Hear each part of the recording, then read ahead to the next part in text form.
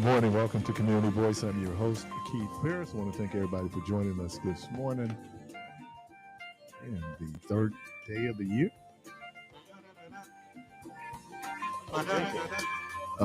So good morning.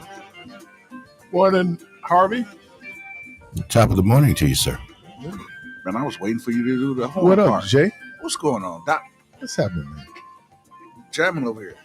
Dude, you sparked some controversy yesterday. Hey, listen here, Jack. You sparked some controversy. Listen here, Jack. You better believe it, man. That's what I'm here for. Me and my wife got home and got into we it. Had this kind of controversy since your macaroni and cheese, man. I heard he said something about something, you know. Hey, I know. people, don't even start it back up, man. Just let it die, brother. Let it die. And he said, no, here come DJ. Here come this cat.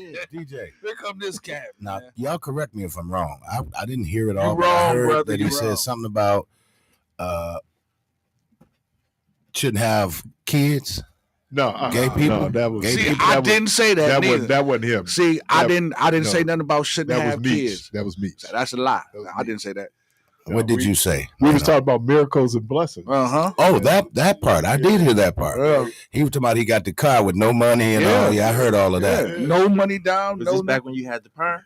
No, this. He really did. He really put in work on this. He had the side when he had the perm, man.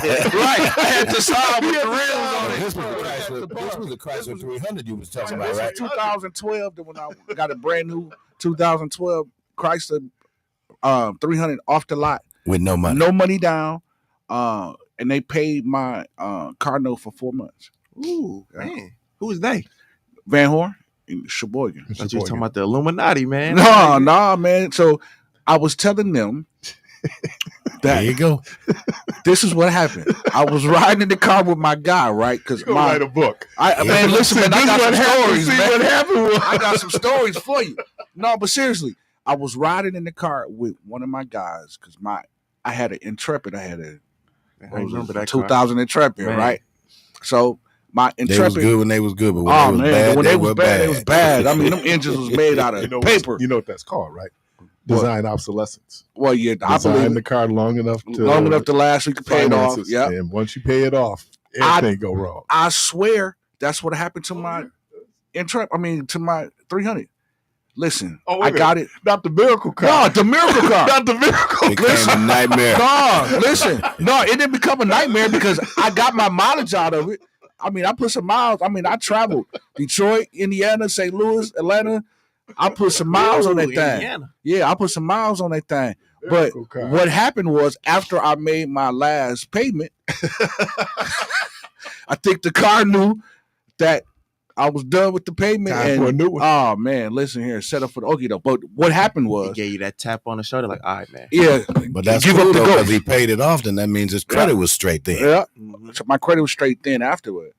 But before my credit was shot. I ain't even gonna say what my credit was on the air because it ain't. It was. It ain't your credit. Yeah, do you know what, DJ? That's right. It was, but my credit score. So don't listen. Man, what was the credit score, man? It was. But I'm just gonna say here become below 6. So then people. Oh, so man, people start attacking me. I know people that's in the 4s. You know. Well, yeah, that's what mine was. You said below 6. You it's below 6. 5. No, it's 5 is below Look, 6. Man, why you 4 is below 6. Yeah, take me back to the trauma because it built him to who he is. Yeah, man, don't hurt me. His character building. Hey, Keith, take me to the couch, bro. Take me to the couch. I gotta spill it. Keith, you promised that we were gonna have a segment called the couch. We have a couch. We was in the chair yesterday. Yeah, we was in the chair. We said, "Hey, we said we gonna go to the morning bench or we gonna go to the couch." Oh, one of the two. So we was in between. We was in between. We was in a chair yesterday. I don't want no parts of those, man. The Me Too movement. My wife said, "You talking about the chair, the couch?" So then, so you know, now my wife and I are having this deep theological discussion around miracles and the concept of the devil's advocate, because someone had gone online, keep being the devil's advocate, and I explained to her where that came from. And really, my interest in the devil's advocate was I read a book. Yeah, I saw this book and captured. Oh, I've heard this term. Yeah. So then I found out what it was, and just so people, again, Rhonda said, explain it to you. The devil's advocate in the Catholic Church, if Jerome Rideout had been, I don't use the word elected to be a saint. Did you say Jerome Rideout? Yeah, I'm just giving an example. Yeah, Saint Jerome. There is a Saint evil Jerome twin. and so evil twin. So the devil's advocate's job was to go to prove that you should be venerated. Venerated means you become a saint. Oh.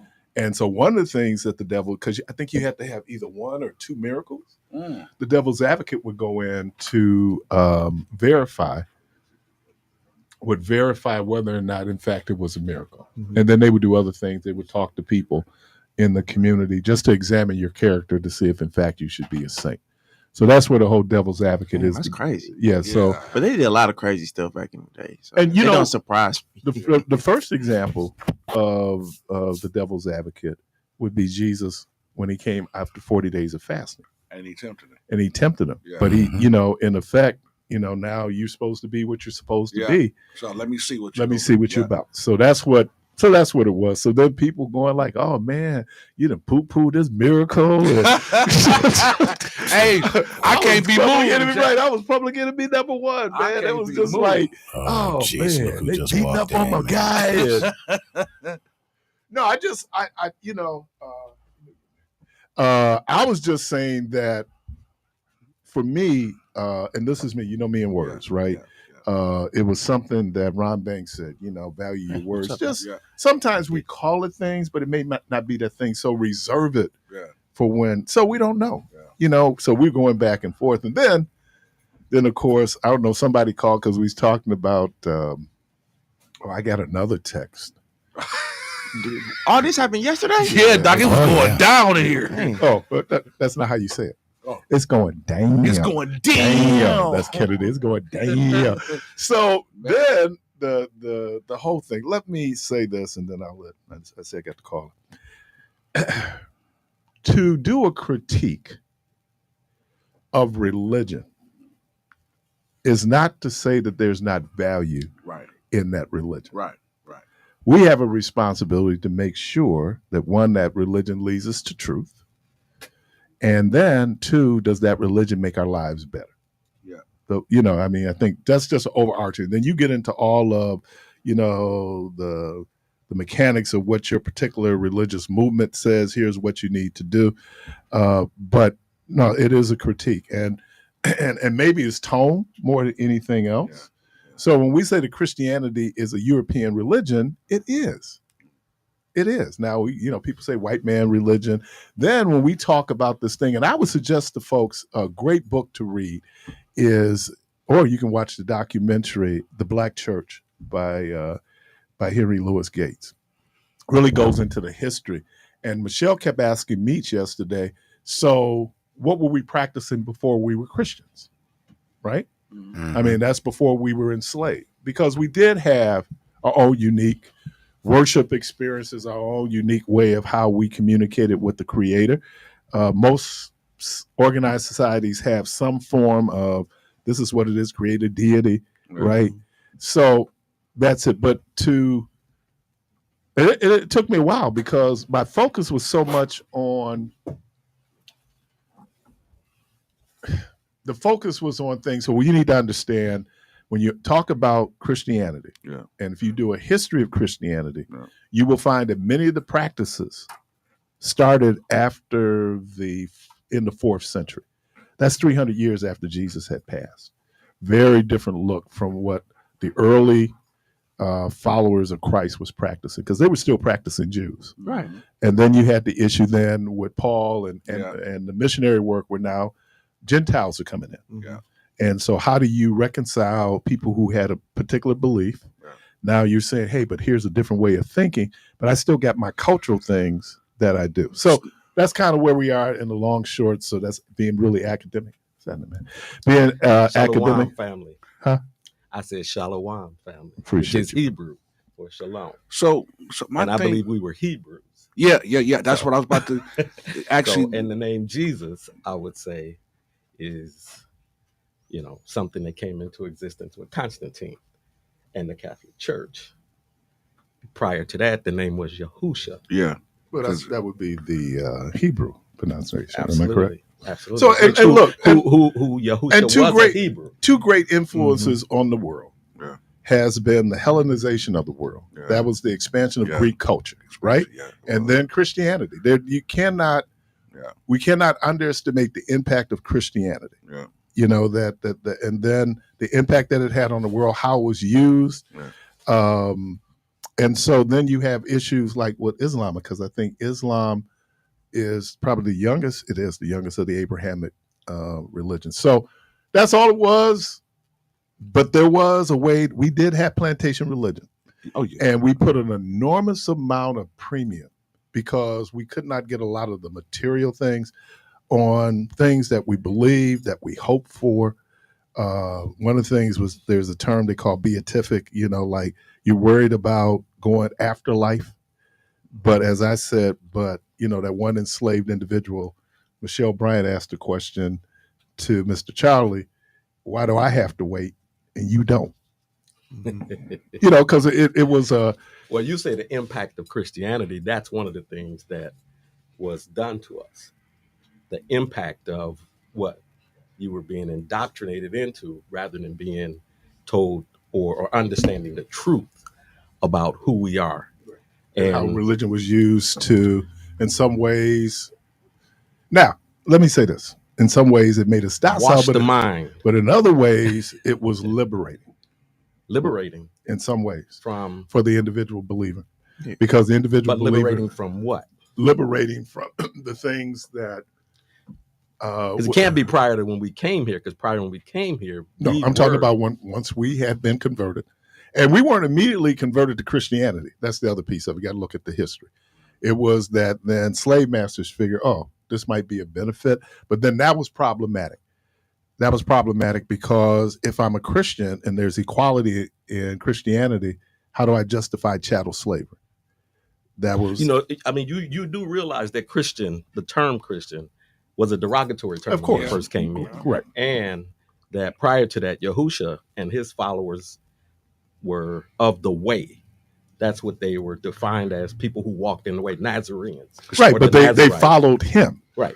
And look, they were all kind of... Christ. So that whole term, the whole terminology and philosophy of it was to deceive. Yeah, see, and it has us deceived even today. I believe this. It's amazing that we... So they're not the same person? But this is the thing. No, they're not. Jesus never called for us to be Christians. He called for us to be disciples. So then how did Yahusha develop into Jesus then? The Catholic Church. I always thought that, you know, well, this is what I... When you said devil's advocate when I was outside, I'm sorry, but I would say that is the greatest devil's advocate going on. But this is what I heard, and I could be wrong, but the letter J wasn't invented until a certain time. And so the initial name was Yahusha, but then when other letters were developed, it later became translations. It's translations. Right. Translations. Yeah. Translations. Same thing, but it's still the same person is what I'm asking. Right. From my understanding, it was still the same person. It's just the translation of the name and the letters. I'm gonna go out on a limb on this. I do not think it's the same person. I do not think what was created by Christianity is the same person that was Jesus of Nazareth. I think that is... There's things that later in my life I find problematic. The fact that this idea, I think it's the second commandment about creating graven images. Mm-hmm. There are people who worship Jesus the man, which is problematic. The images. Right. And then when we get to this whole idea of the Trinity, this was something done by Augustine, right? So I think when the careful reading of the scriptures, and then I began to go like, Keith, why you be tripping? Here's one of the reasons why I be tripping. Because when I look at scripture, I'm looking at it from my training where I look at it from the lens of politics. Okay. Right. Or the lens of history or the lens of society at that time. Okay. Right. Right. That's one thing, to talk about the historic Jesus, where that was, what was going on during that time. But then the other piece of it is, then what did Jesus teach? And I think that we lump a whole lot of stuff together, but some stuff is not. And I'm glad that even here on Community Voice, we will find out the things that we thought was in the Bible wasn't in fact in the Bible. Yeah. You know, popular, you know, the real so there's a lot. So I think with that too, though, they'd have to look at the portions of scripture that were left out and why they were left out. Right. You know, there's some things within the Apocrypha or the other books that would help us to understand who we are. Mm-hmm. And then how these, you know, different time frames throughout history have how we played a part in it, which they've told us that we don't, right? So this has been the greatest deception, is that this book, quote unquote, the Bible, but I would call it the scriptures, the words of life, because that's what Yahushua said they were, or even the apostles. But it's been said to be a white man's book, when in fact that book was written well before, you know, Caucasians had hold of it. But it was Europeans who they interpreted it, they changed it, they started to modify it. But it was Europeans, though, who put together what is the canon. And the canon would be what your Bible is. Those books that was included. And there's a reason for that too, but hold on. So what I want to ask y'all is this. Because a lot of people say, well, I'm not reading this book because a white man wrote it and it's racist, whatever. But to me, I asked them this question. If the book was really racist, why would the white man put in there that Jesus had hair or wool and his skin was brown? Because that's telling you that he was a black man. It's not racist. What it is ethnocentric. And what I mean by ethnocentric is that there was a particular ethnic group who formed the Bible. I get it. No, but I think that's important. How the Bible was used is racist. Right. But when you look at the actual people who did it, it was based on, if you look at the Old Testament is history, wisdom, all those things of, and I put in quotations, Jewish people. Right. So their customs, all the dietary things, that's all found there. That's ethnocentric. You need to define Jewish too. So I'm only using that as an emphasized term. And notice I put in quotations. So here's two questions. Jews are said to be from Europe, whereas Hebrews come from the continent. Yeah, but aren't we the real Jews? Well, I would say we are Hebrews.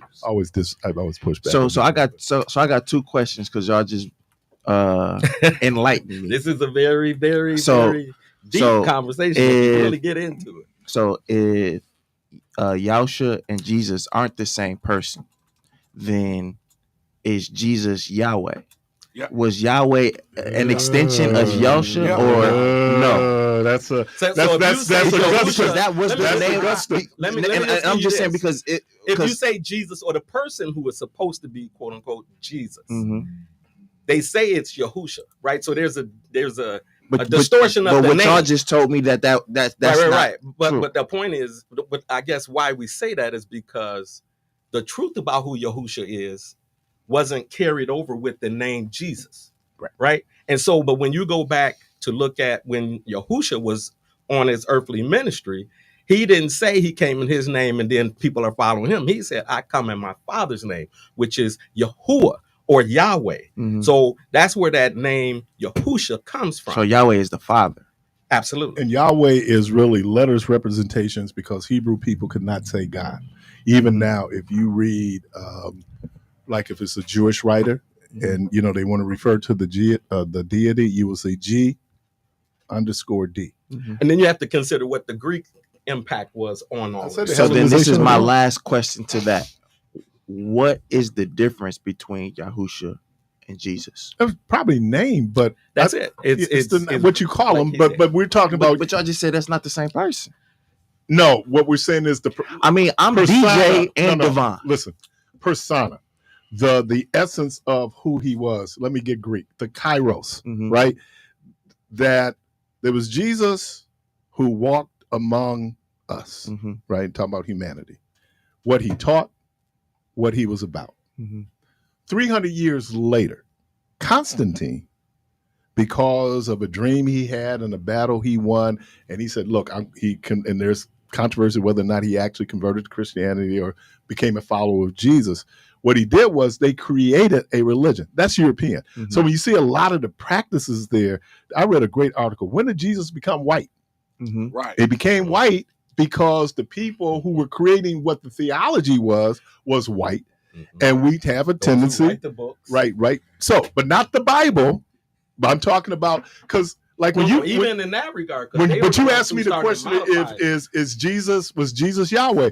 The answer, but because of Trinitarian thinking, Father, Son, Holy Ghost, mm-hmm. that they say they're one. It is. Right? And so then people said that then Jesus must be God. That is Augustine. That happened 400 years after the death of Jesus. Hold on. So Trinitarian. Wait. That's why you have apostolics who will say that you don't baptize in the name of the Father and the Son and the Holy Ghost, right? You baptize in the name of Jesus. But you said that Jesus and Yahusha isn't the same, and then you just said that it's only because of the difference of names. It got to be something deeper than that. No, it isn't that deep. It has to be. I would say it has to do with the objective of why today in modern Christianity, in Western Christianity, that was done to keep you subjected, to keep you from not knowing who you are, so that this distortion about the white book being written and this distortion about black people. Because if you look in the book of Deuteronomy, for example, just to give you, that book tells us about the things that led us to be here. Mm-hmm. And it tells us about our connection to the scriptures. So, but oftentimes it's rare that you will hear a message in church from that book. But the question Michelle was asking yesterday, and here's the problem that we have with religion. We will negate another religion because it's not our religion. Mm-hmm. And unfortunately, we believe, whatever your practice is, that we're right. Well, with Christianity, it becomes very exclusionary, because then if we're right, then everybody else is wrong. Mm-hmm. Here's the problem. God is too big. My pastor used to say the problem with us is we put God in a box. Yeah. A box that we're comfortable with, right? Yeah. And I'm saying that, I was telling Rhonda, human beings think that they're the most important thing in creation, when in fact you are not. We're not. But that's how we act, and so the question we have about even how we talk about descendants of enslaved Africans have been taught about God is very different than you might find if you're in a non. Mm-hmm. Now, I'm not who's right, who's wrong. It's saying for us, if it's saying to descendants of enslaved Africans that you will not be able to enjoy life here on earth, you have to die, just endure your suffering, that could be problematic. And that's what was taught. And then we got to, how do we understand? Then here comes the other intersection here. Science, right? Yeah. Science. That narrative he just talked about, though, that we're supposed to wait for the blessings of life, was part of what was done when slavery was enacted, right? And so that whole narrative follows why you would say, who is Jesus? Who is Yeshua? Why did these things change? It all is part of getting your mind indoctrinated into something to make you believe that you are someone who you're not. But y'all said they're different, but y'all basically said they're the same. So teachings. So that is what makes them different. What I asked was, what's the difference between Jesus and Yeshua? Y'all said the name, but if how it was described that a certain letter wasn't invented at a certain time, and then as translations came, the name of Jesus came, but we're still describing the same person. You're translating, but here's the issue. There are people who will live and die and tell you that, it's the King James version of the Bible. Mm-hmm. Well, anybody's been any place finds out probably the worst translation is the King James. Now, we didn't know that because the King James was all we had when we come along. Mm-hmm. I remember as a kid when the Living Bible came out. No. What you want to do in translation is try to get to, now think about what we call scripture. When you talk about the languages, you go from, what was the local language that Jesus spoke? He spoke Aramaic. Yeah. So you go Aramaic, Hebrew, right? then it is Greek, then it is Latin. All these so that's the historical movement. Remember, you talked about the Hellenization of the world. So it was Greek. So Paul wrote in Greek, right? Because Paul was educated. But then, as the Romans became part of the Roman Empire, then it became Latin. Right. Now you do Latin into now you done already had 3 different translations from original tongue. Right, and then you get to America. Let's just fast forward, or even before that, Martin Luther translated it into German. Right? Because religion is cultural for your people. It's for your people. Why would I do it? The Catholic Church, when they did Vatican II, one of the things they did was they outlawed the Latin Mass. Right, so that's High Mass. They outlawed it. They said that Mass should be done in the language of the people who are there worshiping. Now that's a nice little opening. Right. So, and then they did another thing that was very interesting. They turned the altar around. When I was a kid, the priest always had his back to you. Right. And then under Vatican II, they turned around where now the priest will actually face the congregation. So these are religious practices. Again, I don't know if it's Kairos. I don't know if it's the essence of it, but it's what we do. Man, y'all some deep brothers, man. Indoctrination. But we're listening to Community Voices first Friday of the year. Joined in the studio by Mr. Craig Stingley. He almost didn't make it. Devon Jones, DJ the Protege, Harvey on video. Do you need me to raise the offering after all this word? Because I can raise the offering now. $7. Oh my God.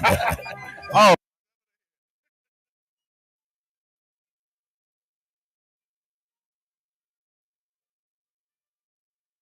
The passing of a loved one is emotional enough without adding the stress of funeral arrangements. By pre-planning, you receive the desires of your heart while taking away the burden from your family. It also saves you money, providing the dignity and respect your memory deserves. And there are times when life ends unexpectedly.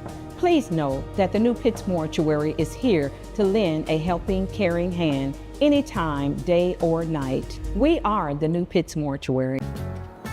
The holidays, and holiday trips, and holiday toys, and holiday bonding.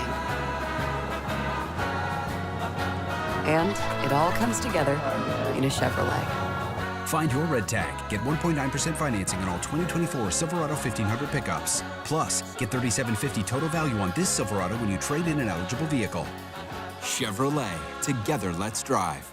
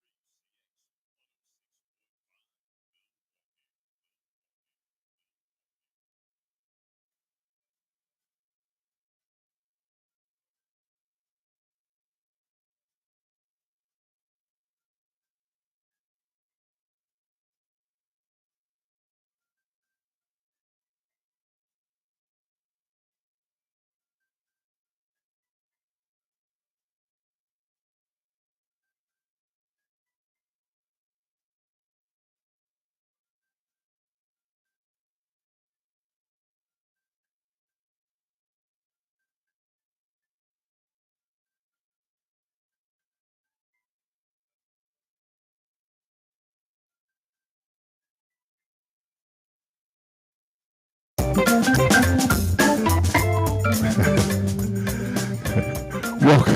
got me? Am I good? Welcome back to. I was watching. Man, I'm gonna tell you something, man. If you're a performer, that mic right, you gotta have the mic right. Right. Yeah, So I'm watching a concert that Walter Hawkins did back in the day out in D.C. And so we didn't notice that after the fact. So he said, "I need to get this mic right. We can't start to get the mic right." Okay. He said we were in sound checking, the mic was right. What happened was he grabbed the wrong mic. So dude came and gave it like, it's the wrong mic, dog. Because you have mics for the background singer, and then you got the solo mic. He grabbed the wrong mic, and that's why he was like, I'm not hearing anything in the monitor, and it's like, no, because you're in the wrong mic. Let's get the callers. Caller, welcome to the program. Hey, good morning, gentlemen. Good morning. Morning. How's everybody doing today? All right, yourself? I'm doing okay. Today I was just going to listen because usually Fridays I don't call anymore. I just kind of listen. Who's the producer? Is Devo? Devo, you the producer? Right out.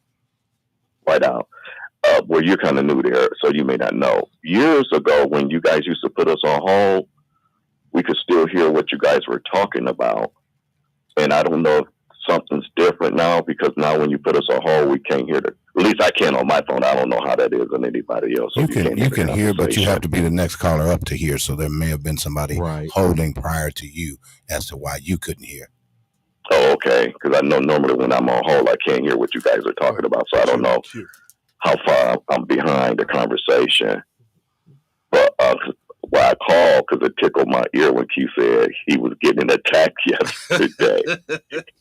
And that made me start laughing, because if somebody challenges or has a different opinion, so I'm hoping you was just trying to make a little jokey joke when you said that. But I know y'all started the conversation off, and it wasn't to me yesterday so much about how Rideout got the car. To me, it was the whole point of miracles and blessings. And it sounds like you and Michelle, and I could be interpreting this wrong, you and Michelle had a problem with blessings and miracles, that they don't happen. No. And I think Meach gave a good example yesterday when he talked about Dr. Myers, that he said that it was a blessing that she got a new kidney. Right. But he said it would have been a miracle that if she didn't need one, and it just the doctors couldn't forget. We don't, because we've heard that before. We don't know what happened. We can't explain it, but you don't have cancer anymore. And to me, that was the whole difference of the two. And so, Keith, when I say that to you, brother, I'm not trying to attack you. I'm just trying to, like you guys are having a discussion right now, that maybe I can learn some things, when we badger back and forth. Okay, I didn't know that. Okay, this is something I can say with us in the house, something that make you go, Hey, George, my wife, when I was talking to her, when I get off the air, I always call her. She said, don't come home, stand next to me. I ain't going to get hit by lightning.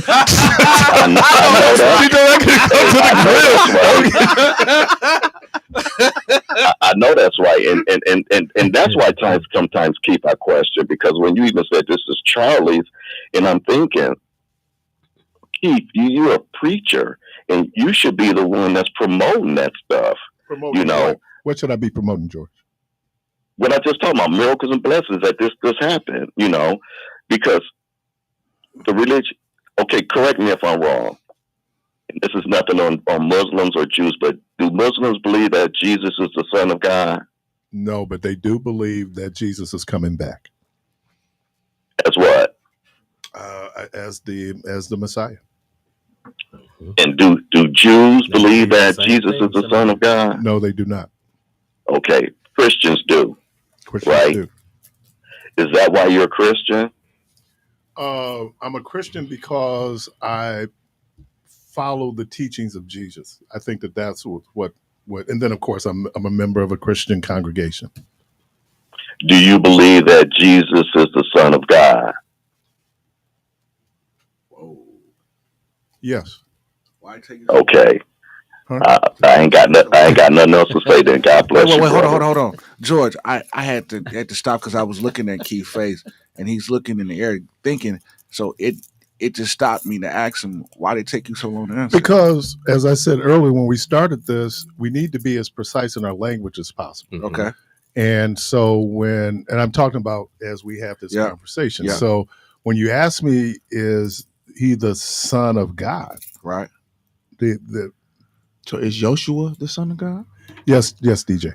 But they two different people. No, they're not two different people. Y'all just told me it's how the name is being pronounced. When I asked the question, you did are they ask two that different people? Did ask that. You said yes. Both of you said yes. Yeah, he did say that. So that's why. But it's not two different people. It's one person. What if I were to say that the name Jesus is yes, a derivative of Yahusha? Would that make you being a son of a pastor? I know this conversation with some of the stuff that's coming out of mouth has got to be very hard for you to sit up there and listen to that. It's burning me up for the simple fact that I study the word as well. Now I might not act like it sometimes, but I'm really into the word. To be honest with you, man, I have my license, man. I'm an ordained minister. I have my license. I just don't share this with a lot of people. But it's some of the stuff that's been said. Y'all holding a backstory. Some of the stuff is just Stingley. Y'all can't. We can hear y'all. Keep you from knowing who you are. Correct. They can hear y'all, man. Oh, that's okay. Yeah, but he got the floor. My bad. He got two different conversations going. Go ahead, right out. Oh no, I forgot what I was saying, but yeah. That's it. It's coming up on the coming out, so people are kind of hearing this in the back, and Jermaine is trying to talk. So that was the only question. That was the only question I had. Yes, for yesterday it sounds like and I don't want you to think that I'm trying to attack you. I'm just asking questions and trying to get answers because some of the stuff that I've been taught and some of the stuff that you've been taught, sometimes they don't match. And because you always ask me what's more important, the Old Testament or the New Testament, I think they're just as equally as important. Not for Christians. I'm a Christian, so you telling me I ain't a Christian? No. What I'm saying is in terms of Christian theology, it is the New Testament. I would say no, I don't agree with that. I don't agree with Jesus, that. It is the New Testament. It's all of it. For Hebrews, the whole script is all Jesus. They don't have the same weight. Even for Hebrews, Jesus even quotes Old Testament. It does in terms of Judaism, right? But he came to. But I was told that the rectify that. The Old Testament doesn't apply anymore. That's why you got to study to show yourself, bro. You got to study for yourself. You said Jesus don't. The Old Testament, Old Testament do apply. I want to say this, and then I'm gonna get off the phone because I've been holding for 30 minutes, so I know other people been holding, but I don't know why we get stuck on this pie in the sky. We got to wait till we get to heaven before we have. Then Jesus said, "I came here to give you what? Life and more abundantly." Exactly. And so when I'm listening, I get. When I'm listening, I get so, we got to wait till we die to go to get our. No, Jesus didn't say. Who said that? I mean, we had a. And that's why I get confused with some of the stuff y'all be saying sometimes. I'll be like, are y'all reading y'all word? Are y'all? What are y'all? Can't be, George. You might have been joking one day, Keith, but you told a lady the reason why Moses didn't make it into the because he was old. You told the listener that, and I'm like, really, Keith? He was old and he died. But that's not why he didn't get over into the promised land, Keith. But that's what you told the caller. He didn't do what God told him to do. When he came but Keith told the caller because he was old. No, but that wasn't why. No, Keith, come on, man. You know good well that wasn't why, man. Come on, Two things can be true. No, bro. He could have still went in old. He didn't go in because he was disobedient. God gave him an instruction.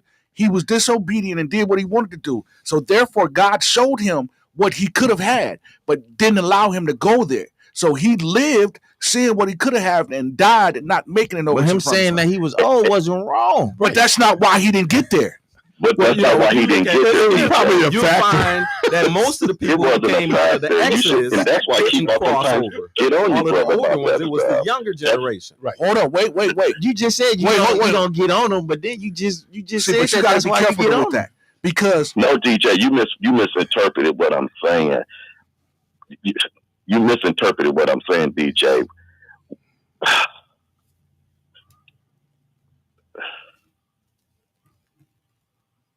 I'm just saying that when you're doing that, be careful what you put out there. Yeah. Because people will stick to that. Yeah. Because too many callers they learned a lot from keeping. Yeah, but that ain't why he didn't get to the promised land.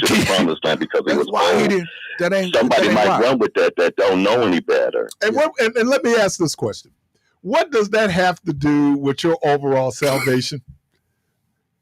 Well, nothing, because I mean, you can't live your life off of somebody else's No, what life. I'm saying is that in terms of what we need to do, well, whether we go back and forth on the problematic reasons for Moses not getting into, and let's acknowledge it was. Oh, here we go. He was old. Here we go. Well, you gotta look. You know what? Never mind. Hey, I'm gonna get off. I'm gonna get off so y'all can get some other callers. Let me say this, and then we can hopefully move on. Okay. Yahusha said, "Know the truth, and the truth will set you free." But here's the problem with truth. Truth can be uncomfortable. Well, truth can push us off of our square. This sister said something to me, and I was telling Rhonda this yesterday. It was so true. She said that, the only truth is math. Is that even true? She said math is true. Yeah. Yeah, I don't know, because 1 times 1. Yeah, I don't know, man. People been bringing that up. I get why it's he is the way, the truth, and the life. No man can. Right. No. Say it all though. No man will get to Yahuwah but through Yahusha. So that means right there, you got to go through Jesus to get to God. What does go through Jesus mean? You got to give your life. You got to after repent. You give your life. What does it mean? To live for him, to be a disciple. And what does discipleship look like? If you read your word, it'll tell you. Well, I'm asking you now because you read the word. So I can tell you from my point of view. Discipleship means to compel those to come. Okay. So not only am I a walking and living example of what God can do, because people that knew me from how I was to now, they see the living witness because I'm walking upright. Now they see that, and my job is to go out and compel those that are lost. Hey, there's a better way. You can come and follow Jesus. Jesus will lead you to where you have to go, to where you need to be. And those people that have seen me on the opposite side now see me on this side, know that there has to be some type of God because of how my mind frame is. I'm no longer the same. And the scripture tells you that once you repent and you give your life to Christ, the old man is done away with, and behold, all things become new. So if you go to the store, repeat what you just said. If any man be in Christ, no, the second clause, be clause, and behold, everything becomes new. Say it one more time. Behold, everything becomes new. Say it one more time. Behold, everything's become. What does becoming mean? It's a process.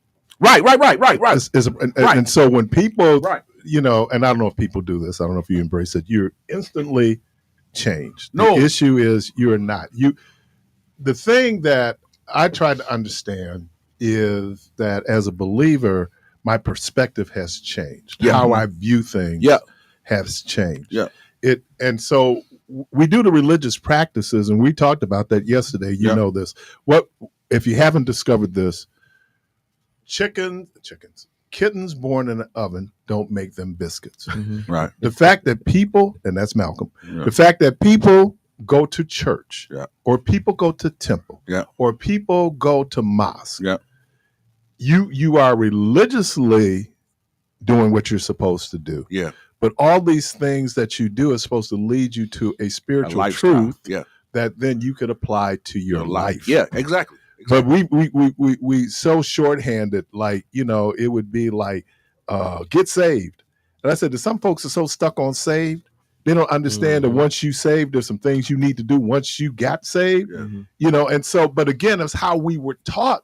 And all I'm saying is that it's going to take you to some uncomfortable truths. Yeah. You're going to find out historically the things that we thought was not because how you were taught. Yeah. And so, but just about as becoming a person of faith, if you don't understand that in the beginning, you surely begin to understand that because you just don't get faith.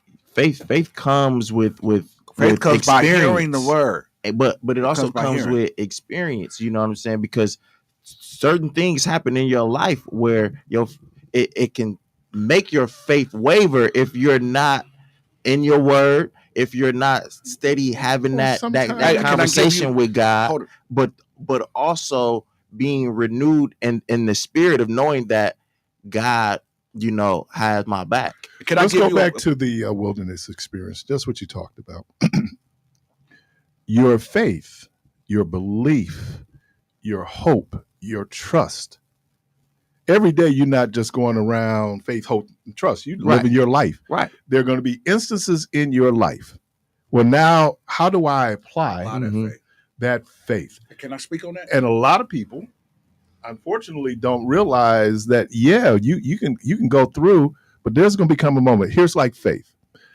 I was thinking about that word. How does it apply to doing the right thing? Think about that just for a moment. That I have to have faith that doing the right thing is doing the right thing, even though in the immediacy it does not look like it's the right thing. That's my faith, right? That there's certain principles that Malcolm, that Martin, right? That people had where even when there was opposition to what it was, my faith in what it is that I was doing, right? Because we believe that justice comes from the divine, that the divine wants justice. Well, guess what? Just because you're doing the right thing don't mean everybody going to be down with you doing the right thing. That's true. And it'd be easier for us to say, well, forget it. It's not worth it. I'll just throw it in like everybody else. That is how we actualize it. Let's get one of these calls. Was I finished? Caller, welcome to the program. I'm done. Caller, welcome to the program. Good morning. You on there? Good morning, gentlemen. Good morning. How you guys doing? How you doing? You can hear me, right? This is Eastside. Happy New Year. Yeah. Nice to hear you too. This is really so interesting. I love what you're saying, Keith. That is fascinating. That last thing you said, this was perfect entry, is the action part, the deeds, and the really fascinating thing you said, even if you don't have a sense of the why, I need you to explain that better because I love what you said. So can you please expand on that? That wasn't even what I was going to call about, but it's so excellent. From a Jewish perspective, it's such an excellent concept. I think that Jesus probably had some alternatives that he could have exercised other than crucifixion. I think that, when people talk about Nicodemus coming to Jesus, Nicodemus came to Jesus to ask him, are you the fulfillment of the scriptures that calls for the Messiah? Jesus immediately turns the discussion away from whether or not he was the Messiah to talk about eternal life, how people do it. In other words, and that's why I'm saying now context is important because Nicodemus came on a political tip. Nicodemus, and I heard preachers, Nicodemus asked, what must I do to be saved?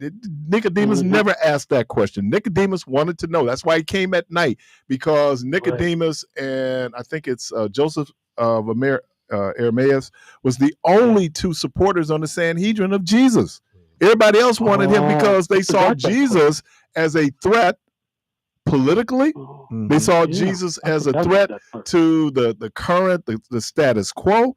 Yeah. So when it gets into there was a whole lot. Now, part of when we get the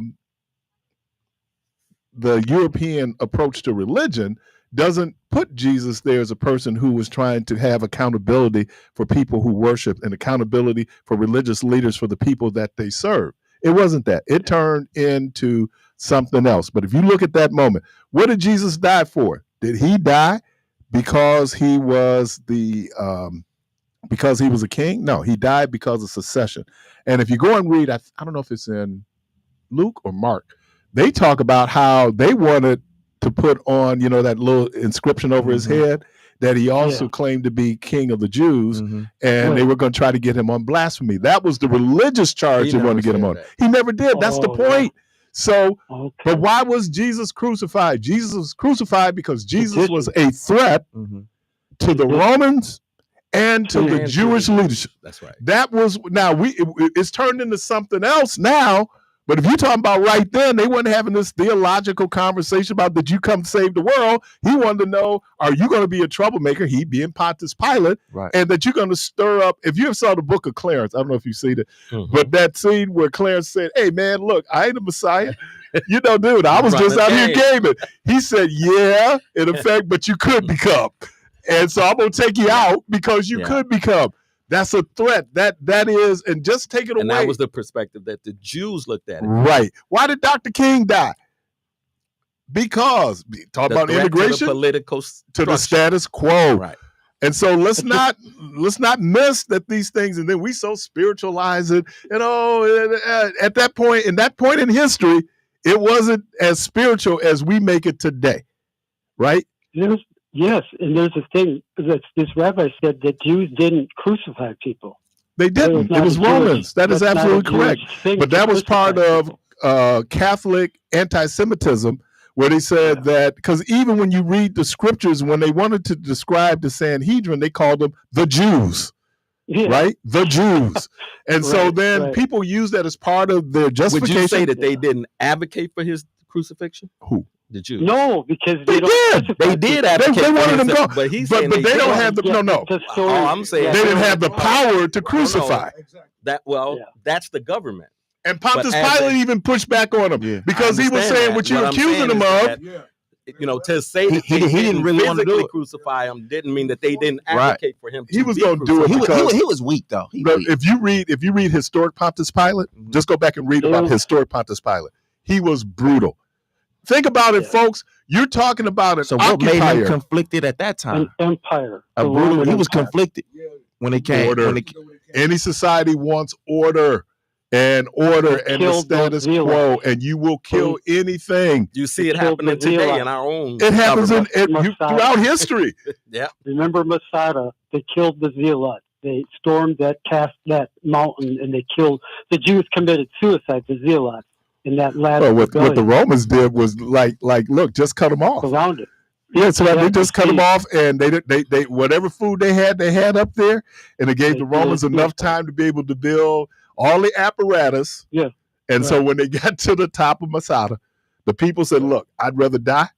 But the Romans, and that's the thing that's so crazy. And here's my whole belief. When people begin to talk about, my buddy told me back in the day, he said, you know what, Keith? What, man?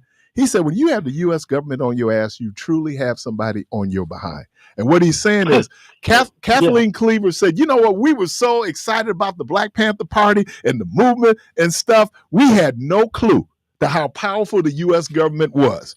And we found out. So a lot of times you can be about the revolution, but when it comes down to it, it's still going to be, do you have the material resources to bring off your revolution? And I'm saying at this point, if you talk about revolution in America, you do not have resources to be able to take on the American government. I'm just telling you, man, ask anybody who's ever been prosecuted by a U.S. attorney. I would say nobody ever did. You know, the government will always have more resources. Right. And so there's going to be other things. They're taking them from everybody else. Right. But see, that's the benefit. Before the public. That's the benefit of having a strong military. Yeah. Because you control resources, right? And at the same time, you control your people.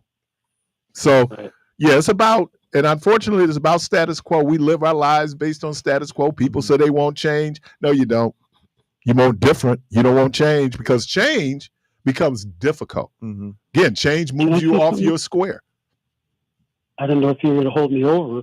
You got something going on next hour? No, we got another caller. Yeah, go make your point. You're good. We're not one more little thing.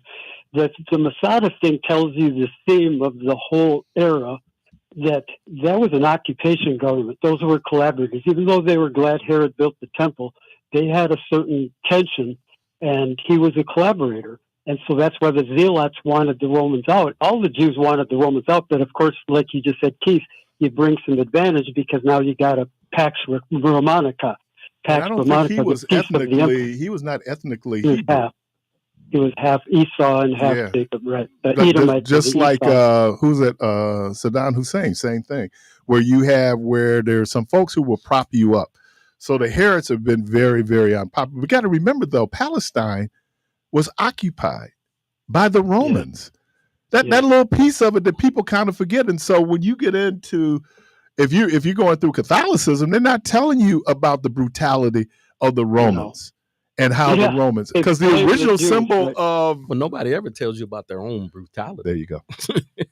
And that would even be because we talk about Moses going into the promised land. Now there are people who were saying there are people who were slaughtered, right? When the Hebrew people went into the promised land. Right. Absolutely. There's a story about they were supposed to kill everybody. And these guys could not see themselves killing children.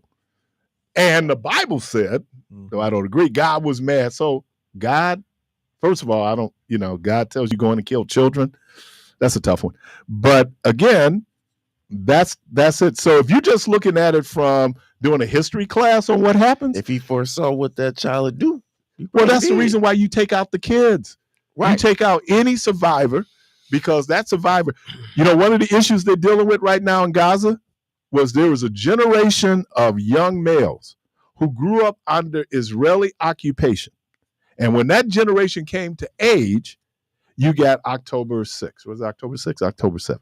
October 6th. 7th. Yeah. You get that. What I'm saying is that people who are oppressed, at some point, you hope then they're going to try to push off the oppressor. Now, the Palestinians could not militarily match what the Israelis were able to do. But there's reasons for that, too. Oh, well, I can get into all the causal effects of, the benefits of Israel there in the Middle East as it relates to Western powers and the economy. Absolutely. All those things that you had there to make sure. So, if we look at the Bible a lot of times, and we can use it to try to rationalize and justify, for example, the Crusades, why are Europeans coming to take back Jerusalem? It wasn't, and then when Saladin, a means to an end. They thought they were the true Israel. That was right, the whole and concept. It was also a means to an end. Paul's idea. When you have trade route, it was also a trade route that could be controlled and dominated. Yes. Why would the Romans want Palestine? It was a trade route. It's the number one corridor between the two continents. So it's always wars are not fought on principles, folks. It's fought over resources. We fight and we trying to get, and we will use the justification of it's different. Wasn't the allegedly the war? Is that Peloponnesian War with Troy and Greece? And it was supposed to be over a woman. It had nothing to do with that. She was part of it, islands. But it had everything to do with land. Eastern Mediterranean. Right. Who controls the land? You control the land. And you see it, and it's not. Why didn't Pharaoh want to let those people go? Oh, well, he did and he didn't. So I'm just asking what. Originally, he did. There's a general question. That's a really good question. Why didn't Pharaoh want to let those people go? He didn't want to let them go because I never heard anybody ask that question. The fear was, one, the impact it would have on their economy. Because they were. And it's the same question that we have to ask as to why we are being kept in this dark, indoctrinated place today as a people. Oh, I'll give you another. The Hebrews. The Philistines. The Philistines. No, I'm talking about. No. You asked why he didn't want to let them go. Philistines. You want to get the next call? No, it's because I would say because they were the economy, but that's a whole other subject. Because his whole fear, Pharaoh's whole fear, was that because of the numerical growth of Hebrew people and where they were, because I think they were in the Sinai up in that area up in northern Egypt, that they would align themselves with one of their enemies and have a numerical advantage to be able to come into Egypt. That was one of the things. Now, with the but you have to consider that their whole economy and their whole and they hate way each of other. life was being elevated because of them having those people. Cheap labor. Absolutely. Same thing that happened here. If it's Keith, are you saying that they were afraid that the Hebrews and the Philistines would team up? Yes, even though there had been historical tensions between them. But what is it in the Middle East? Philistines. Everybody fought the Philistines. So right, but they were feared that before. Because you just go in and read in Genesis, and it says that they were fearful of the people aligning themselves with their enemies. Because the Hebrew, more than that, it was that they would continue to grow as a people. Multiply. They were because they were going to outnumber Everybody. Based on sounds familiar. What Egypt for Egyptians would be their blessing, right? Back to Abraham, right? So that's the piece that I think we're not connecting to why they wouldn't let them go, which is the same thing. And my understanding, my belief, is the reason why we are still in the situation we're in today. One little historical factoid here about why Pharaoh's heart was hardened. He told them to take what they needed to go. Mm-hmm. They took more than what they needed. Well, read the scriptures. They took more. That was the big issue. They took more than they were supposed to take, and that was kind of the straw that broke the camel's back.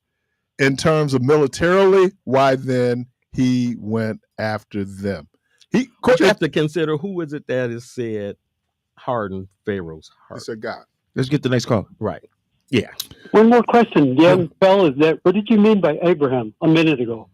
The Abrahamic promise? The covenant, correct. Yeah, so what were you saying about it a couple seconds ago? I said that was the reason why they didn't want to let them go.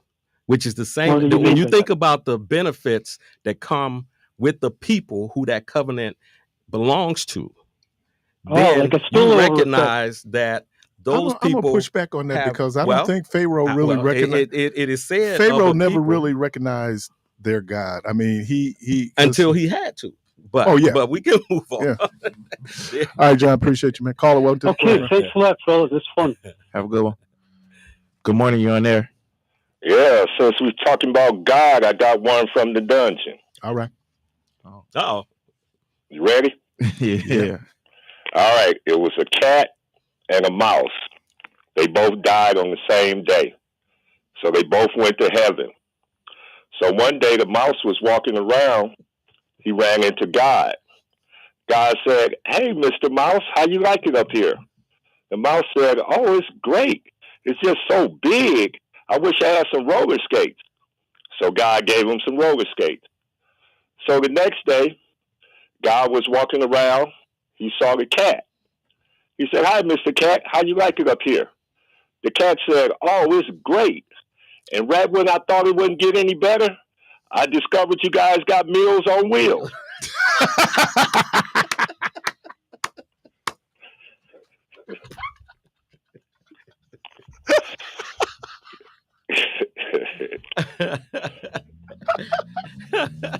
DoorDash, huh? Yeah. That's a good one, man. Oh my God. All right. Appreciate Back you. to the dungeon. All right. Oh my God. Caller, welcome to the program. Good morning. You're on there. Good morning to you all, and assalamu alaikum to you all. Thanks for taking my call. Yes, sir. I've been listening and just paying attention to a lot of the things that have been stated and said for some time. And I've noticed that one thing when you all talk about our experience here, in which we have been experimented upon, in which we are continuously being experimented upon, and we are the fuel or the fodder for the fuel for particular things like the school prison pipeline, the pipeline from the classroom to the penitentiary. And when it comes to things concerning Islam, there's always a lot of inaccuracies that are spoken. And when it comes to Christianity, the thing is that it's not so much that the quintessential difference between Islam and Christianity is that one is concerning Islam is that it is taught as the nature in which God Allah created all things to submit to his will.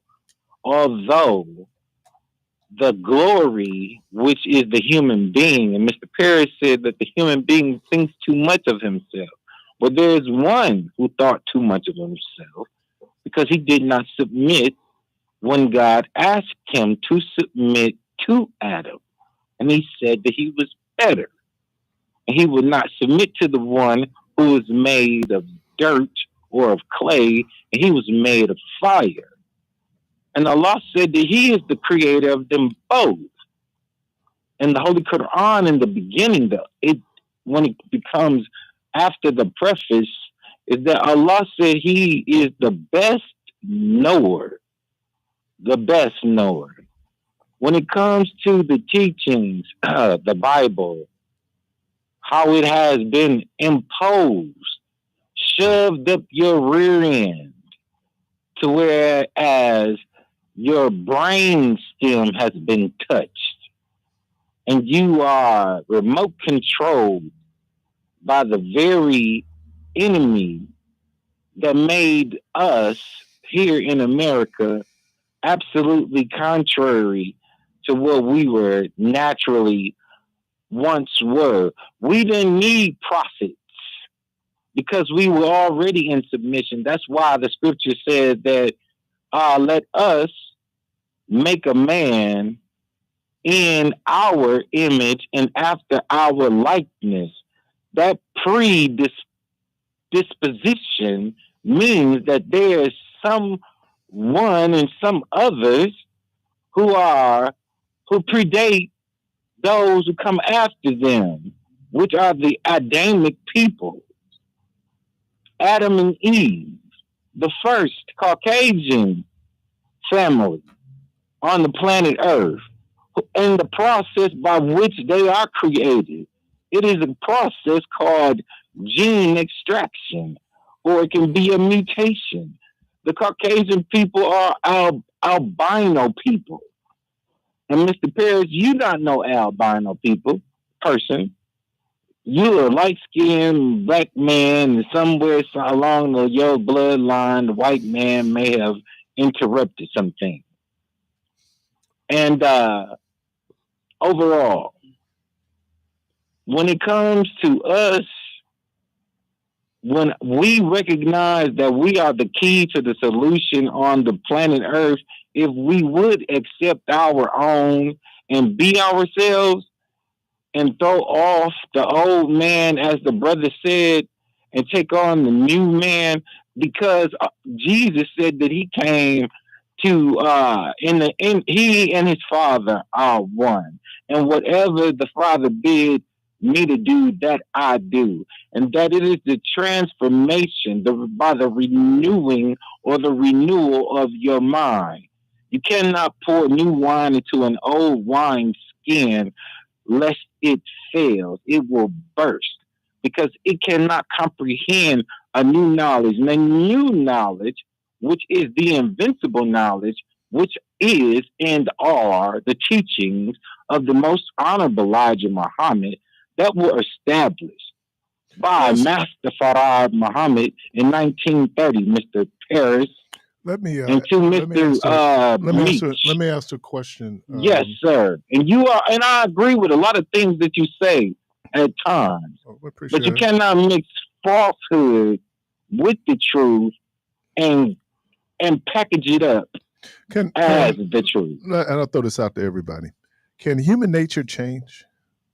No, sir, because human nature is what dictates the nature of the human being. Human beings are dictated or moved by their emotions. Animals are moved by their appetite.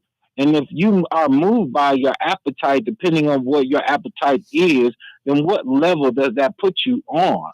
So, can human nature be changed? I think if you evolve, either you evolve or you devolve.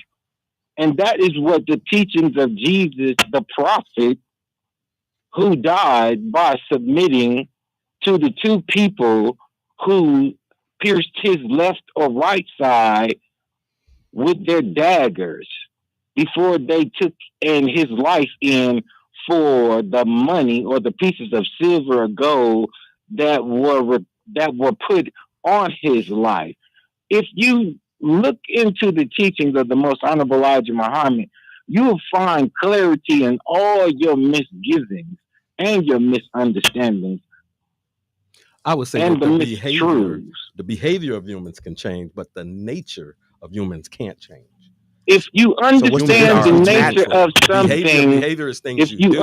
I'll go with this. If you understand the nature of something, then you can understand its actions or its behavior, as you just said. If you understand or comprehend the nature of a thing, then you can understand its behavior. You can predict it.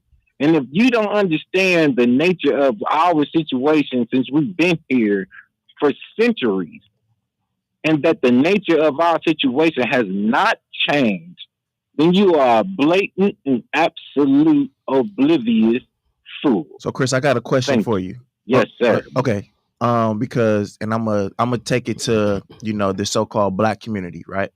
You know how I like that. You know how they always say that, how things are today is not how things were in the past, where it comes to community and togetherness and our neighbor being able to speak to each one of our children's and being able to correct. Is that a part of our nature changing, or it's just behaviors changing, but the nature is still... Well, your nature and your behavior are one and the same, depending upon your mindset. Because if you've been taken over in the mind, then that's going to predict, predicates your actions. Yeah. As a man thinketh, and as a man speaketh, so is he or her. So whatever is your he, as the Honorable Minister Louis Farrakhan, I want to say this right.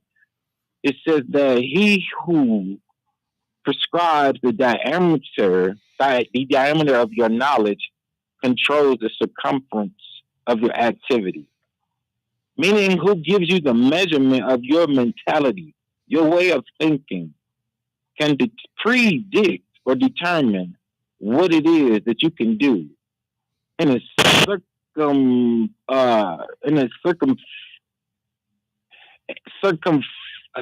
circumficial, or in a how you be more impactful circularly. I think that'll be a good way to say that without sounding like an idiot. So we must push exceeding what has been the expectations of us being failures, because that is what this world has established for us to be: failures, losers, to be the doo-doo that ends up in a penitentiary.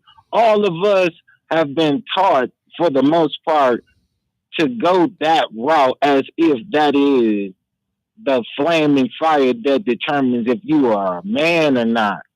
When I came up in the 90s, going to the penitentiary was not the route that we sought. That wasn't our goal. Although a lot of us did things that some of us went.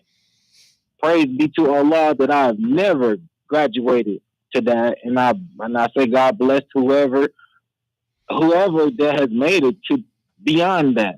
But a lot of people going through a lot of things. All in all, what I'm saying, we have to expect better, and we cannot mirror our enemy and hate as we've been taught to hate ourselves so much, because it is and it will continue to be our ultimate failure. Willie Lynch, the mindset has to die. When you see your brother acting like other than himself, I told a brother at work, I said, brother, that's Willie Lynch. He started laughing, but he stopped acting like Willie Lynch. Thank you so much. I appreciate you, man. Caller, welcome to the program.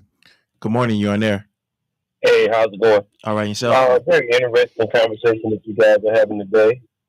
I do want to correct the brother who was just speaking, because I frequently hear him talk about Europeans, and calling them Caucasians actually is an acceptance, in my opinion, of the racism that we face. Because if he's not familiar with Johann Friedrich Blumenbach, who decided that he was going to divide all humanity into these 5 groups that I'm sure you guys are familiar with: Ethiopian, Mongolian, American, Malaysian, and Caucasian. Caucasian people were actually from the Caucasus Mountains, which are in the country that was called Georgia at that time, correct? That's correct. And they are Asian people. And Blumenbach decided that they were the most attractive people, or their skulls that he studied as a scientist were the most attractive, so that's where white people had to derive from. So basically, you're accepting a racist determination of what humanity was, right, and utilizing it for his conversation. Because race is a construct. Race is what we use to define as race is a construct that was used. Right. It's more ethnicity, where you come from. Yeah. And that's why I said that even when I referred to the underpinnings of the Old Testament, it was ethnocentric. It was particular to a particular group of people, right? And so we all are different. So we do things like we say we're African. That's very imprecise, because if we were able to go back 400 years, we would find out we might be Igbo, or we might be some other ethnic group as part of the whole Bantu ethnicity. So that's kind of where, and I don't like the term. I think they stopped using those terms back in the late 70s in sociology, because that's where you would hear those terms in sociology. So you're correct in terms of that. So let me ask you this question, bro. Can human nature change? Can human nature change? I think it is a long period of time. I think it works in ebbs and flows. And I was just, as you guys were speaking, thinking about how we may just be trapped in a point where the forces of evil are seemingly winning, to the naked eye, similar to, as a parallel to the Hebrews who were captive of the Egyptians. And then there are ebbs and flows when good is winning, like during the Civil Rights Movement, where John Lewis and Dr. King and Malcolm X, were able to be prophets because they had the ears of the people. And I think right now, evil does have the ears of people, because if you think about a year ago, we had a comedian who used to be a pimp who lied about his fellow comedians and said he could do superhuman things. And we saw this man get beat up by a 13-year-old, and we made him even more rich by listening to this over and over again, and made Shannon Sharp more wealthy as well, knowing that a lot of the things we said, that he said about, Bernie Mac and the relationship he had with Steve Harvey, for example, and the other kings of comedy, Bernie Mac's family came out and said this brother was lying, and it was all, in my opinion, for self-promotion.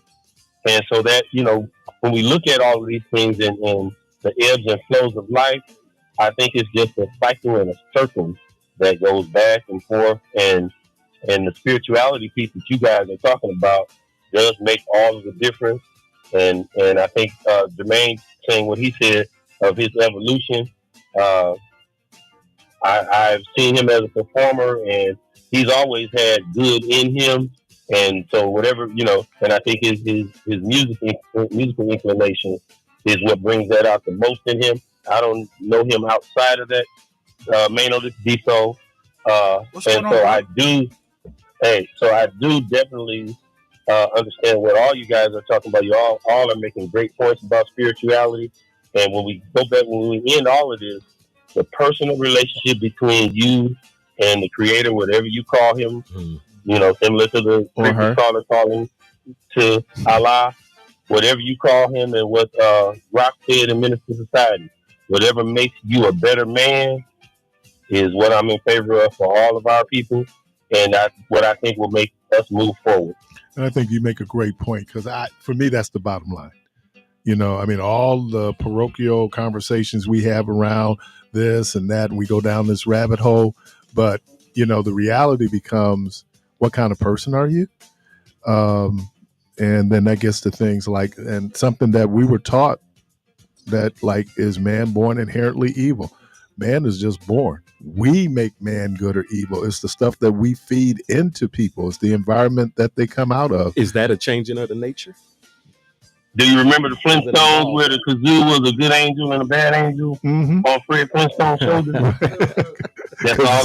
Great kazoo.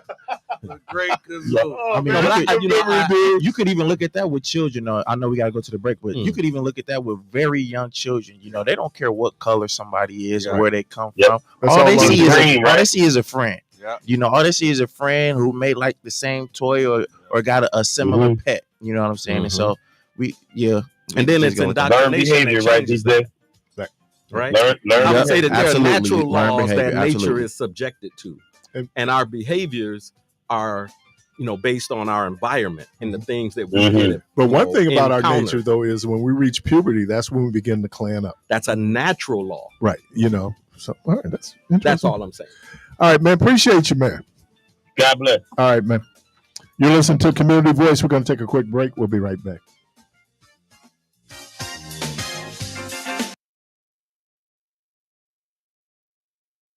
The passing of a loved one is emotional enough without adding the stress of funeral arrangements. By pre-planning, you receive the desires of your heart while taking away the burden from your family. It also saves you money, providing the dignity and respect your memory deserves. And there are times when life ends unexpectedly. Please know that the New Pitts Mortuary is here to lend a helping, caring hand anytime, day or night. We are the New Pitts Mortuary.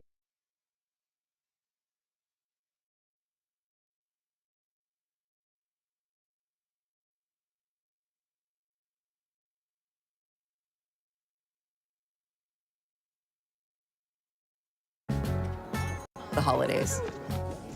And holiday trips. And holiday toys.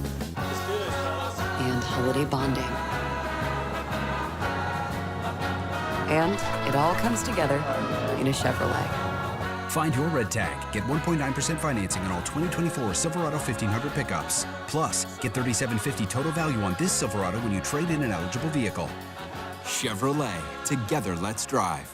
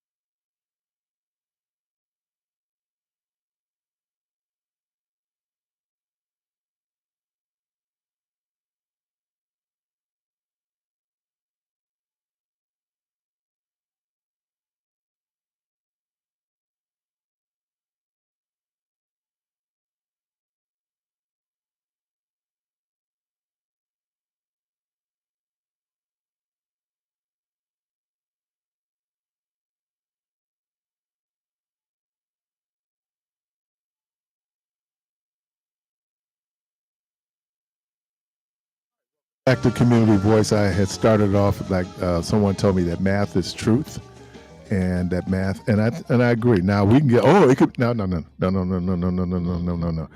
let me be real simplistic on this. There are measurements for a Big Mac. There are ingredients that go into a Big Mac. In order for it to be a Big Mac, it has to follow the dimensions, the weight, right? And then the ingredients. Now, you can say, I can take that out. Yeah, and then it becomes less of a Big Mac. So all I'm saying, there's certain things out there that are mathematical. And, and so we push back on it because what we do is we put our belief into science. Different things. And that's probably shouldn't be interjecting science into belief. They have their own lanes. And I think that a lot of times we conflate them. There's some people, if it pushes up like... But it's science objective. For the most part. And then subjective is, you said objective or subjective? Subjective. No, it's pretty much objective. Now people would argue. Objective. I said objective. Yeah, I mean, now it could be the person, because me and Craig was talking about how you do a formula and your bias could have you put in some false data. Right. Okay. So then are you and this is why we always, and to Craig's point, we always have to question where we come from, or we have questions about where we come from and who we are, is because science is supposed to be objective, but the people formulating the data is what? Subjective, but you do that at your own peril. You have to understand that your motive will determine your method. But then if this is something that you indoctrinate people in, what do you mean in the name of science? What do you mean? Let's just I always bring up this old example of, there was it was scientific that men were smarter than women.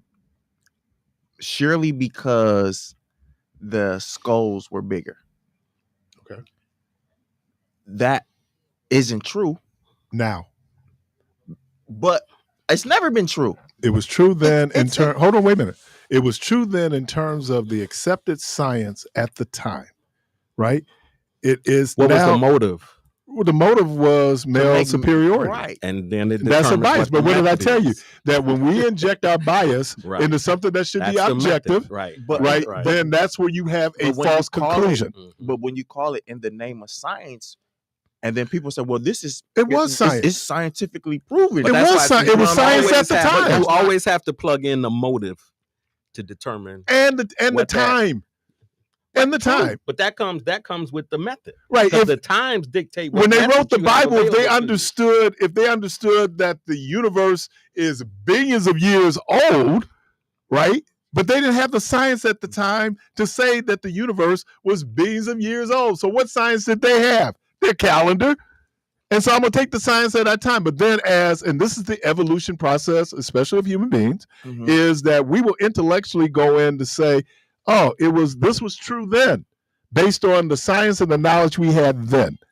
It is now not true because we have different information, more correct information that says, okay, so it's always evolving. It's not that we have more correct information. Which is the same thing you just said, which is just based on what man is believing to be correct. Common sense is one thing, but then there is engines.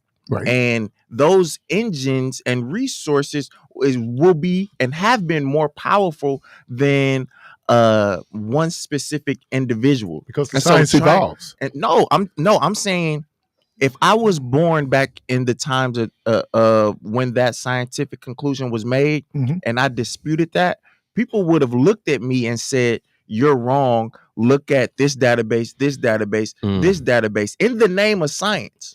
Well, science said that the world was flat. And anybody who said, you know what? I don't think the world is flat. You don't go to the edge of the world and fall off. I mean, we don't never. That's science. People who believe that today. They believe it, but it ain't true. You can believe what you want to believe. All I'm saying is, again, and this is my point. There are people who believe that today. And this is my point. They've lied to us about so much in the name of science that you can't really believe. You don't believe science. Science is knowledge, is not belief. That's the problem. Majority of your arguments become you have an argument, but you tilt at a windmill. Because guess what, man? The science is the science, regardless of what you believe. Yep. That's the point that people struggle with. I can believe, you can believe that you can run through that wall. Changes. That's true. No, but the science gonna show you can't run through the wall. No, Keith do have a point. But if you, what I'm saying is, if your source is science, but it is the derivative of something that could be biased, racist, things of that nature. But they still claim it under science. That's true. You cannot continuously point to science when the foundation of where these words are coming from is flawed. You faulting science for people, for humanity and subjectivity. Shockley, who invented the transistor, comes out with this whole thing about the superiority of white people. Now, look, your background was in transistors, right? Yeah. And here's the other piece of it. It's flawed. There's no human being that's superior to another human being. Period. That's now you can have different advantages. He had a motive. Right. His motive was white supremacy. So I can go in and do what I want to do, but the science is still the science. They were talking for years. They could not figure out. But that is guided, that has guided so many ideologies that we still bear today. It didn't guide the vaccine for COVID. It didn't. I mean, you have people who will use that and they will say this is scientific. You call it something, don't make it something. The science is still the science. 80 miles is still 80 miles. Scientists can come out with different outcomes. They can. And then that's where the term empirical research, peer review comes in. What is the best available evidence at the time to support your scientific conclusion? And if I have a stronger scientific evidence, then that's what's going to rule the day. But here's the thing. Science is not stagnant. Is made available. Technology is not stagnant. That's right. It continues to evolve. But it's always rooted in man's perspective. Right. And so whether you accept it or not, we were sitting up there telling people that, you can get COVID and die. There were people, I don't believe that. And guess what happened? They got COVID and died. What was that? Their belief? The belief got them in trouble, right? But the knowledge is just the knowledge. It does not negate God because we have used science. They were talking about how the pyramids for years. People couldn't figure out, well, how did they build those pyramids without scaffolding? We still don't know. No, they do. They had a pulley system. It was science. They had a pulley system, and that pulley system was able to have them. That's my first time hearing this. Right, I didn't. And no, can they reproduce? But how did they get all of that heavy stuff up to the top though? If they had a pulley system, and all the way, you calibrate the pulley based on the weight, how much you need to do with the strength of that rope is. That's all science, man. Those pyramids were built from science. They weren't built from belief. No, that part is true. But they tried to reproduce the equipment, and they haven't been able to. Because at the time, it was what it was. You could build a pyramid today based on what they did. But can you build it how they built it? No, because you have advantages they don't have. No, but I'm talking about stripping away from the advantages that we got. We could. Can you build a pyramid the way they built it? We could. We haven't done it. We ain't tried. When's the last time somebody built a pyramid? Never. And we still stuck on how they built it. This is my first time hearing they use the pulley system. Well, they use the pulley system. Yeah, I mean it's science, man. It's not. It didn't just appear. Right. Now that part I believe, but the pulley system I have a hard time with because of how high these pyramids are, how heavy the material was, how you gonna pull it up, how the pyramids are built. It's built like this. So there's no way to even grip to even get, up the pyramid. Have you seen, watch how we build a building. Yeah. You start off with a hole. Yep, from the ground up, yep. And then you build scaffolding. And the scaffolding then is on top of scaffolding, And then we have the cranes. So the technology now allows us to build buildings in such a way that even 400 years ago, when you were looking at Notre Dame, and the work it went in, the masonry work that went into Notre Dame, you're talking now thousands of people. You look at our construction site, there's not thousands of people there because of technology. You don't need thousands of people. Right. When they redid the National Cathedral where they're going to have Jimmy Carter's funeral. Yeah. When I was out in D.C., that building went incomplete for a long time. You know why? They couldn't find masons. They couldn't find stone cutters because it was a dying art. And they were trying to make sure that it stayed with the integrity of the building. Mm-hmm. What they were able to do down at the Lutheran church that burned downtown. Oh, yeah. And they rebuilt that structure, but you had to find the same brick. Right? I mean, the if you look at the Washington Monument, you will notice up about the middle, you see different kind of bricks. Because it depended on when they were building it and what was going on at the time and the materials that was available. So, the science is the That's science. on my bucket list. And the tech, in all those years, I've never been to the top of the Washington Monument. Never been to the top. A few times. Oh, man, I went to school out there. I mean, I was in D.C. a lot, but I'd never been. It's like people living in New York never been to the top of the Empire State Building. Man, I went to the Statue of Liberty. I was That's inside cool of that. too. Yeah, that's nice inside of that. Yeah. I got up to the flame. Yeah. Because the crown wasn't open when I got up to the flame. Yeah. It's the view from the top is crazy. When you think about just man's ability to create. Yeah. And what I mean by create, because obviously, we can't destroy or create matter, but how we're able to use that matter and how we're able, the mind and what people, I just like, you went to tech. Mm-hmm. A lot of numbers at tech. Mm-hmm. A lot of numbers at tech, right? I mean, because it is now. Was it boys tech when you went? Milwaukee. Yeah, I think you was first group of girls was there when you got there, right? Maybe first 75 was the first year. Yeah. That they changed the name. And I didn't get in, and I was a boy. Caller, thank you for your patience. You on there? You had to pass that test. And I was a boy. I couldn't get in. But all these smart girls, they got in. Caller, went to the program. Hey, I'm double dipping. The guy said if he would put me on if there was nobody ahead. This is so interesting. You guys are amazing. This is so wonderful. I wanted to add on the science thing. There's that other guy who was talking about race. Yes, white dudes had pseudoscience. They took real science and they mixed in their personal biases. Right. So there is a genetic category, but it's a part of the family tree. The whole human race is African. So when a bunch of loops come out of Africa and you create an Indo-European language that crisscrosses with Afroasiatic. So those people who think Semitic and Indo-European are separate, they're wrong. They come from the same side of Africa and they just branch out. They interweave. So some white guy decides Semitic because it's a language is separate from Indo-European, and Afroasiatic is the mother of Semitic. So there is no separation between Indo-European and Africa. The separation was geographic.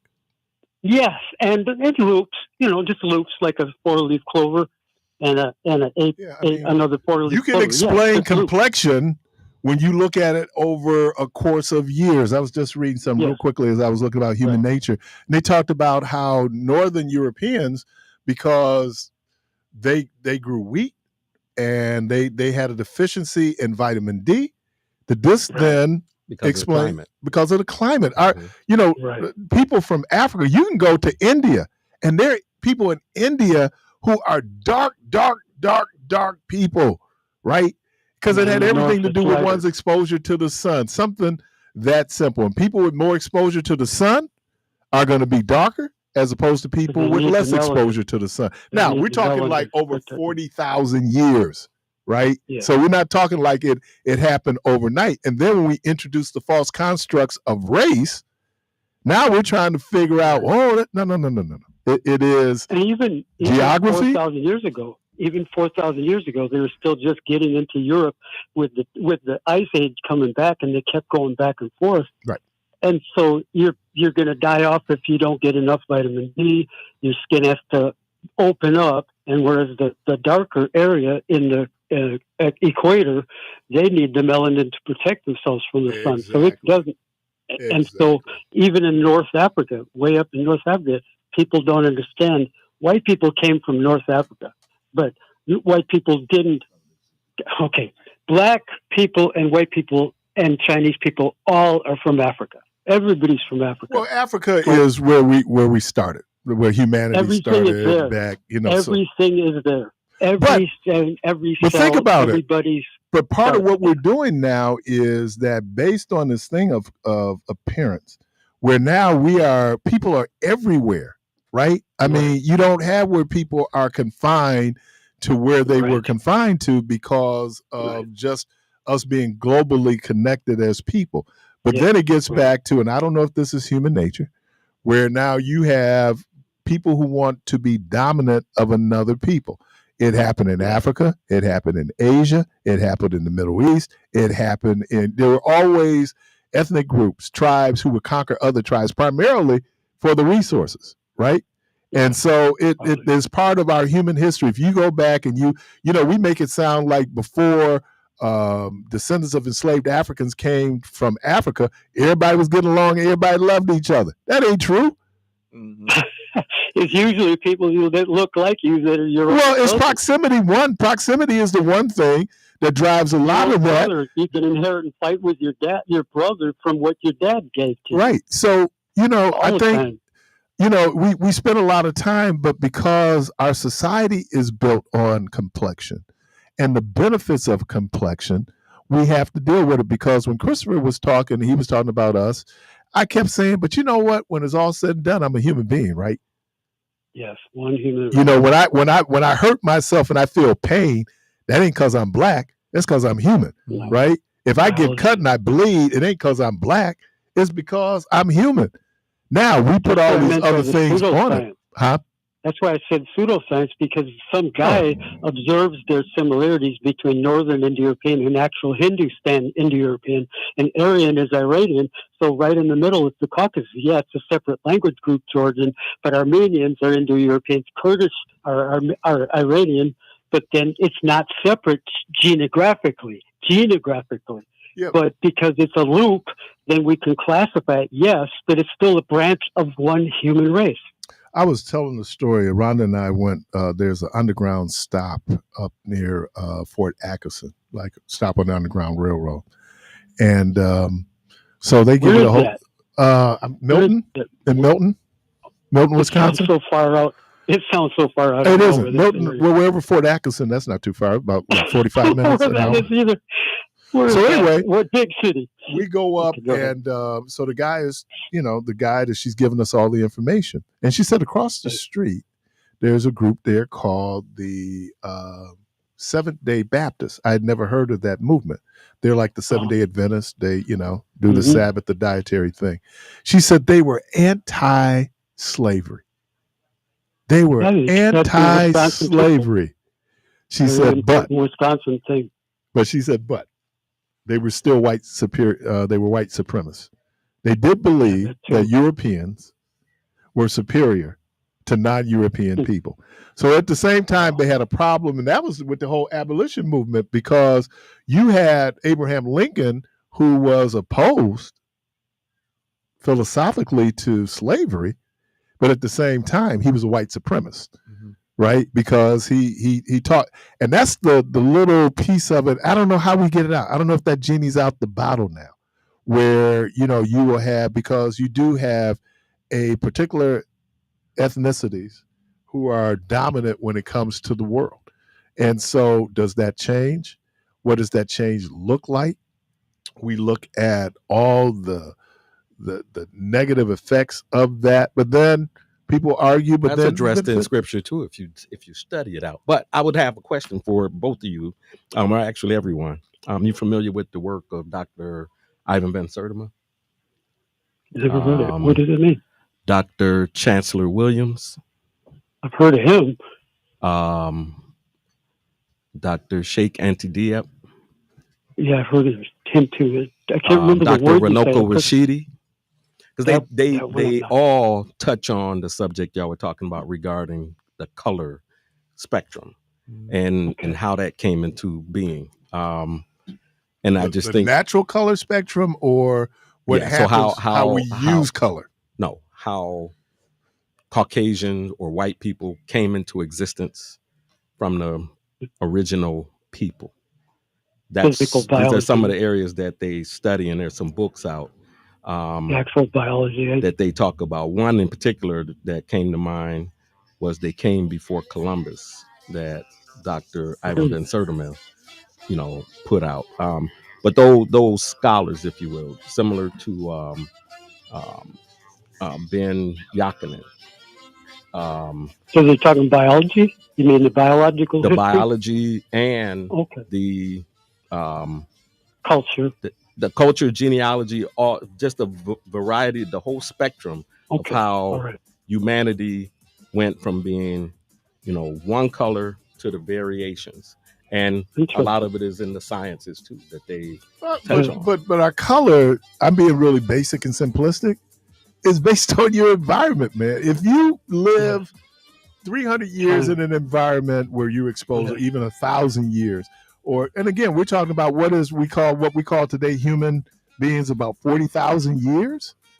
But even before that, but it has everything to do with one's exposure to sun. I mean, it seems really basic, but it is that simple. So vital. Vitamin D is so vital. There are Samoans who are as dark as you and I, right? Yeah. And Hawaiians. I mean, because it's just now the hair could be different. The native people, as a matter of fact, who were here in the Americas, were a dark black complexion people, and then eventually evolved into, because of the mixture, became, more Caucasian, if you will. So, all right, man. Well, we got to get up out of here. Thanks, John. We got to go, man. I will be rooting for the Cowboys. Man, please. No, I'm gonna be rooting for the Cowboys to beat the Commanders, so we can play. So we play LA. I still got a good team, though, man. Huh? They are great team. We beat that Daniel, and you can't have your two top quarterbacks out of any team. I'd like to see Shaquan break the record. Yeah, man. They lost some points with me for that, man. They lost some points until he run out there and get hurt. And then everybody gonna be no. Would you put him out? Would you play him? I would play no. And then he get hurt. Well, you could get hurt anytime. But let him get hurt in the playoffs, Craig, and not the game that don't really matter. Craig, it was one day I was the only one with Keith and Jermaine. They talking about, oh no, you sit the players, you don't let them. I mean, think about what happened with was it Ohio? No. He got something to be in history with. They didn't play, and he will be history if you get out there and get hurt in the game that didn't matter. I'm just saying. That coach is gone. Can take away from your performance. It can, but getting hurt really will take away from your performance. Right. So I mean, you want to use them sparingly, but I give them opportunities to break. Real quick, I know we got to go, but in Colorado's game, they only played the first half. They only played the first. Cam Ward only played the first half of that bowl game. Wait, Colorado, because you're gonna get hurt. Colorado had an insurance policy for their players, so that's why Hunter and Sanders played, but Cam sat out because the second half because he didn't have an insurance policy because it would have affected his draft and where he went in the draft. Yeah, this would have. Right. I saw that. No, you if the game don't matter. And it really don't matter. I'd let him play. Yeah. Why would you want to play and you gonna miss out on millions if you get hurt? So why play in the middle of the season then? Those games matter. And you are guaranteed. Philly ain't gonna change their position in that So game. the bowl game don't matter? It depends on the bowl. Yeah, it depends on the bowl, DJ. I understand the philosophy. I'm just saying. Now we can wait till this time to have this. We gotta go. 40 minutes.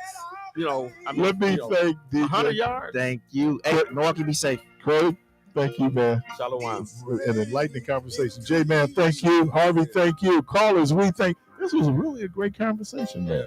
Finally, people can't complain that it wasn't a serious Friday. Right. Good Lord, really quick, though, rise up to talk to everybody tomorrow. Monday. Y'all go from this place in peace.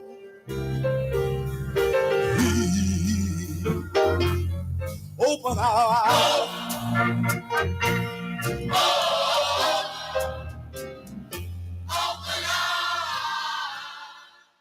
860 AM, 106.5 FM. WNOV, The Voice.